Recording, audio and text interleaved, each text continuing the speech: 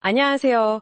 오늘 여러분이 보내주신 자료들 보면서 좀 깊이 들어가 볼까 하는데요. 주제는 바로 성공적인 소통, 그중에서도 관계 맺기랑 설득의 기술입니다. 네, 안녕하세요. 우리가 목표를 이루려고 할 때 다른 사람들이랑 소통하잖아요. 근데 이게 왜 가끔씩 좀 어렵고 잘 안 풀리는지 그 이유랑 해법을 좀 찾아보려고 합니다. 단순히 정보만 전달하는 걸 넘어서서 진짜 상대방 마음을 얻는 방법, 거기에 좀 집중해보죠. 특히 애터미 사업처럼 진짜 사람 관계가 중요한 분야에 계신 분들은 어떻게 하면 내 말을 좀 더 잘 전달하고 설득할 수 있을까? 이런 고민 많이 하실 것 같아요. 오늘 저희가 얘기 나눌 내용들이 바로 그 고민 푸는데 좀 도움이 될 수 있을 것 같고요. 자료들 보면서 설득의 기본 원칙이나 우리가 자주 하는 실수들, 또 실제로 써먹을 수 있는 팁 같은 거 같이 파헤쳐 보려고요. 맞습니다. 특히 그 유명한 설득의 3요소 있잖아요. 에토스, 파토스, 로고스, 신뢰, 감정, 논리.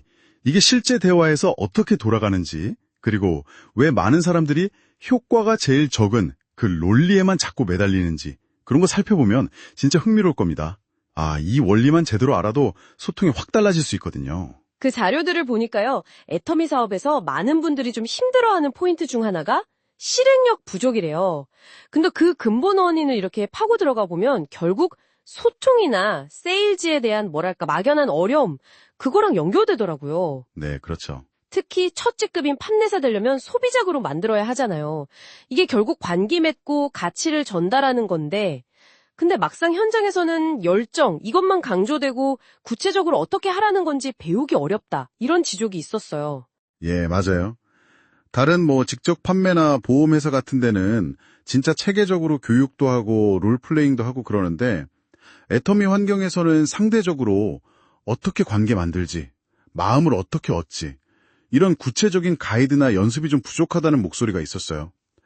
이게 약간 등산복 입고 되게 중요한 정장 입고 가야 하는 자리에 나가는 느낌? 준비가 덜 된 거죠.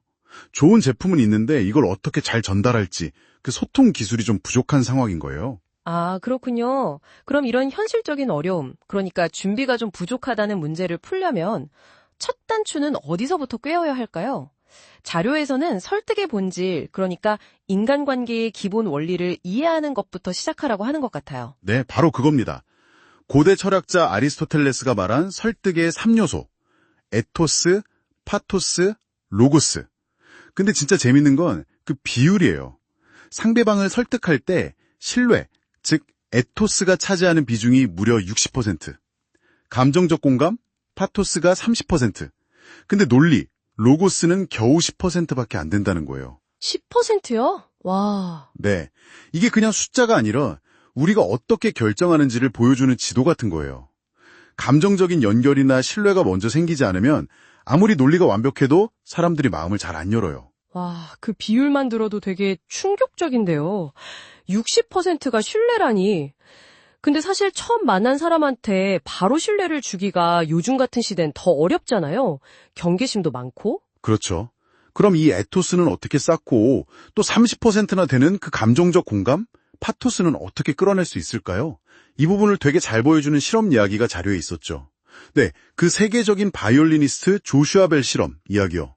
워싱턴 DC 지하철역에서 연주했잖아요. 수십억짜리 바이올린으로 바흐곡을 막 45분 동안. 네네. 근데 결과가 어땠냐면 1000명 넘게 지나갔는데 잠깐 멈춰서 들은 사람이 딱 7명. 번 돈은 $32. 그 정도밖에 안 됐대요.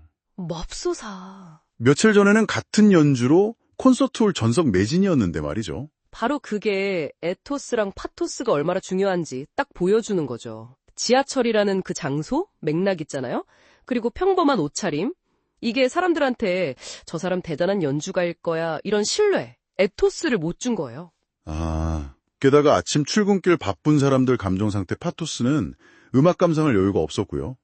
그러니까 아무리 실력, 로고스가 뛰어나도 적절한 맥락에서 신뢰가 안 생기고 감정적으로 받아들일 준비가 안 되면 그 가치가 제대로 전달되기 어렵다는 걸 보여주는 아주 강력한 사례죠. 듣고 보니까 진짜 그렇네요. 애터미 사업할 때도 완전 똑같겠어요. 내가 전하는 제품이나 정보가 객관적으로 아무리 좋다고 막 열심히 설명해도, 즉 로고스를 내세워도 상대방이 나라는 사람을 못 믿거나 에토스가 부족하거나 아니면 내 이야기를 들을 마음의 준비가 안 되어 있으면, 파토스가 부족하면? 그 설득은 거의 실패할 확률이 높다. 이 말이네요. 그렇죠. 와, 먼저 관계를 통해서 신뢰 쌓고 상대방 감정에 공감하는 거. 이게 90%라는 걸 진짜 기억해야겠네요. 맞습니다. 그래서 우리가 자주 저지르는 소통 실수들을 좀 돌아볼 필요가 있어요. 자료에서 지적하는 첫 번째 문제가 체계적인 접근법이 없다는 거예요. 뭐 어떤 프로세스나 시나리오 없이 그냥 그때그때 즉흥적으로 대화하니까 어떤 게 효과적이었는지 뭘 고쳐야 하는지 알기 어렵다는 거죠. 매번 다르게 접근하면 결과 예측도 안 되고 성장하기도 힘들고요. 두 번째 문제는 질문 방식의 오류라고 지적했어요. 너무 막 급하게 본론으로 들어가려고 하거나 뭐 필요한 거 있으세요? 이런 좀 뻔한 질문? 아니면 상대방이 생각할 틈도 안 주고 막 질문을 쏟아내면 오히려 마음을 닫게 만든다는 거죠. 저도 옛날에 애터미 아세요? 이 질문 어떻게 꺼낼지 몰라서 엄청 망설였던 기억이 나네요. 진짜 어려운 부분이에요. 그렇죠. 세 번째는 거절의 원인을 잘못 판단하는 경향. 상대방이 내 제안을 거절하면 그냥 저 사람은 원래 관심 없나 보다 하고 쉽게 상대방 탓으로 돌린다는 거예요. 근데 실제로는 내 접근 방식, 예를 들어 너무 팔려고 하는 느낌을 줬다거나 아니면 상대방의 그 비언어적인 신호 있잖아요. 불편한 표정이나 시선 피하는 거. 그런 걸 놓쳤기 때문일 수도 있는데 그 가능성을 잘 생각 안 한다는 거죠. 특히 되게 인상 깊었던 부분이 논리만으로 설득하려는 착각에서 벗어나라는 거였어요. 사람 태도나 결정에 영향을 미치는 것 중에 타고난 기질이나 이미 굳어진 생각, 즉 논리는 바꾸기 거의 불가능하대요. 네, 맞아요. 근데 유일하게 우리가 노력해서 변화를 만들 수 있는 영역이 바로 감정, 파토스라는 거죠. 결국 설득의 열쇠는 감정을 어떻게 움직이느냐, 여기에 달렸다는 의미로 들렸어요. 그렇습니다. 그래서 성공적인 소통 전략은 철저하게 상대방 중심으로 바꿔야 해요. 첫째, 내가 무슨 말을 할까 고민하기 전에 상대방 얘기에 진짜 귀 기울이는 거, 경청이 먼저예요. 그리고 상대방 감정을 알아주고 인정해주는 공감이 따라와야 하고요.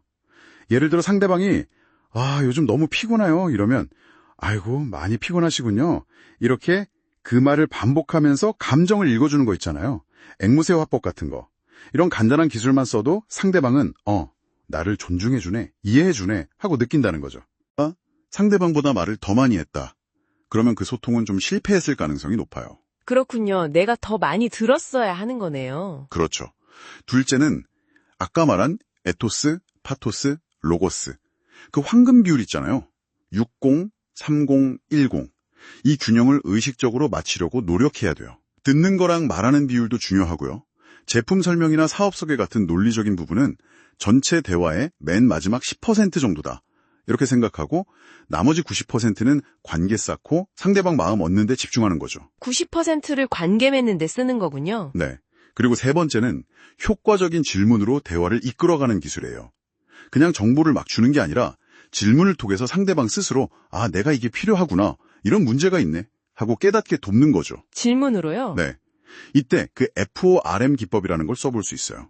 가족, family, 직업, occupation, 취미나 여가, recreation, 그리고 돈이나 미래 생각, money message. 이런 주제들을 좀 자연스럽게 넘나들면서 질문을 던지는 거예요.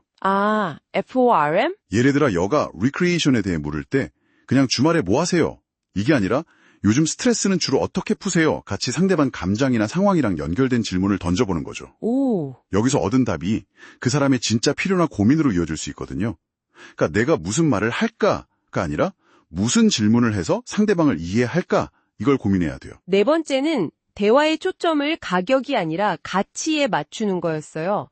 숫자로 딱 보이는 가격 대신에 그 제품이나 서비스가 상대방 삶에 어떤 의미, 어떤 긍정적인 변화를 줄 수 있는지, 즉 가치를 중심으로 이야기 틀을 바꾸는 거죠. 맞아요. 아까 자료에 나왔던 신보 화장 사례 기억나네요. 그냥 메이크업 얼마예요? 이게 아니라 결혼식 날 혹시 마주칠지도 모르는 옛 남자친구 앞에서 제일 예뻐 보일 수 있는 기회, 이런 감정적인 가치에 초점을 맞추니까 가격은 더 이상 중요하지 않게 되는 경험. 바로 그거죠. 면역력 증진 제품 얘기할 때도 마찬가지예요. 이 제품 가격 얼마입니다, 이게 아니라 건강을 잃었을 때 다시 찾고 싶은 그 건강함의 가치 얼마일까요? 가격으로 매길 수 없잖아요. 이 제품이 바로 그 가치를 지키는 데 도움을 줄 수 있습니다. 이렇게 접근하는 거죠. 가치 프레임으로. 네. 가격 프레임에서 가치 프레임으로 대화를 딱 전환하는 순간 우리는 상대방 마음속 더 깊은 곳으로 들어갈 수 있어요. 아, 정말 말씀을 듣고 보니 결국 우리가 집중해야 할 건 상품이나 기회를 파는 행위 자체가 아니라 상대방 입장에서 그들의 문제나 필요를 진심으로 이해하고 그걸 해결해 줄 수 있는 가치를 제공하는 경험, 그 과정을 만들어가는 거네요. 네, 맞아요. 애터미 사업도 단순히 돈 버는 걸 넘어서 사람들 삶의 질을 높여주고 고민 해결을 돕는다. 이런 좀 소명의식, 그런 걸 가질 때 훨씬 더 보람있고 지속적인 성공을 할 수 있겠다. 이런 울림이 느껴집니다. 그렇습니다. 근데 이런 소통 원칙이나 기술들 머리로만 안다고 절대 내 것이 안 돼요. 자료에서도 계속 강조하는 게 바로 꾸준한 훈련의 중요성입니다. 훈련이요? 네. 마치 운동선수가 매일 반복 훈련해서 근육 만들고 기술 연마하듯이 역할극, 롤플레잉이나 실제 대화 연습을 통해서 의식적으로 계속 써보고 피드백 받고 이 과정을 거쳐야만 자연스럽게 몸에 익는다는 거죠. 네, 진짜 공감돼요. 이론 아는 거랑 실제 경기장에서 잘하는 거랑 완전 다른 얘기니까요. 꾸준한 연습, 실천만이 진짜 실력이 된다는 거 꼭 기억해야겠네요. 네, 정말 중요합니다. 오늘 저희는 여러분이 보내주신 자료 보면서 성공적인 소통, 특히 신뢰와 공감을 바탕으로 한 설득 기술에 대해 좀 깊이 이야기 나눠봤습니다. 그냥 논리적인 설명만으로는 사람 마음 움직이기 진짜 어렵구나. 그리고 관계 속에서 신뢰랑 감정적인 연결 만드는 게 얼마나 중요한지 다시 한번 깨달았어요. 네, 특히 애터미처럼 사람 사이의 관계가 사업의 기본이 되는 분야에서는 오늘 나눈 원칙들이 더 중요하게 작용할 겁니다. 상대방 입장에서 생각하는 거, 그들의 진짜 필요를 질문으로 찾아내는 거, 그리고 가격 너머의 가치를 전달하는 대화 방식. 이게 여러분 활동에 분명 좋은 변화를 가져올 거예요. 이건 단순한 판매 스킬이 아니라 인간관계를 더 깊이 이해하는 과정이니까요. 자, 그렇다면 이 모든 이야기가 우리한테 궁극적으로 던지는 질문은 뭘까요? 어쩌면 무엇을 팔까가 아니라 어떻게 도울까 이게 아닐까요? 상대방의 필요를 진심으로 헤아리고 그들의 삶에 긍정적인 가치를 더하는 관계를 만들어 나가는 것. 이게 어쩌면 가장 강력하고 오랫동안 지속될 수 있는 설득의 본질이 아닐까? 그런 생각이 드네요. 네, 오늘 나눈 이야기들을 한번 거울 삼았어요. 여러분의 평소 소통 방식을 한번 되돌아보시면 어떨까요? 나는 대화할 때 주로 논리 설명에만 너무 치우치나, 상대방 표정이나 말투에서 감정을 좀 읽고 공감해 주려고 노력하나, 나는 내가 하고 싶은 말만 하기보다 상대방 속마음을 끌어내는 질문을 던지고 있나? 이런 질문들을 스스로에게 던져보는 것만으로도요, 더 깊은 이해와 의미 있는 관계를 향한 아주 중요한 첫걸음이 될 수 있을 겁니다.